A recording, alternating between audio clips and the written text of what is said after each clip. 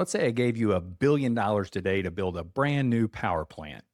You have the land, you have the permits, you have customers ready to buy that electricity. So what's stopping you? Well, obviously it's not money. And let's say it's not local approval. And it may not even be labor. It might be the fact that some of the equipment you need won't arrive for another 5 years. And that's a problem that most people have never heard about. Today, I want to talk about one of the biggest challenges facing the power industry right now. Not fuel, not regulations, not even politics. Equipment. Because while everyone is focused on generating more electricity, very few people are talking about the equipment required to actually build the infrastructure that delivers it. And some of that equipment, it's becoming increasingly difficult to get. Let's get into this. For years, utilities and developers operated in a world where electricity demand was relatively stable. Projects were planned years in advance. Manufacturers could generally keep up. Then everything changed. Electricity demand started rising due to things like data centers, AI, and overall electrification. I mean, we've talked about this. And utilities, they're now planning major infrastructure upgrades. And suddenly, everyone needs equipment at the same time. And that's a problem. So let's start with the first piece of equipment, transformers. Most people never think about transformers, but they're absolutely critical to the electric grid. They help move electricity efficiently from power plants to homes, businesses, factories, and communities. No transformer?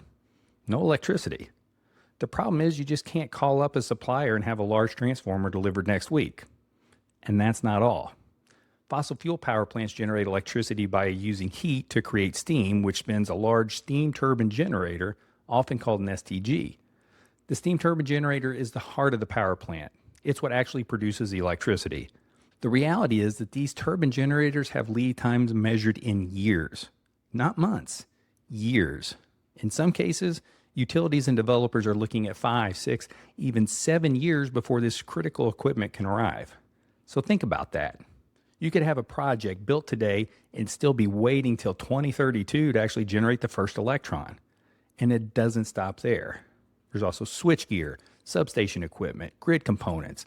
All of these are seeing increased demand and longer lead times. None of this is particularly exciting, but all of it is very necessary.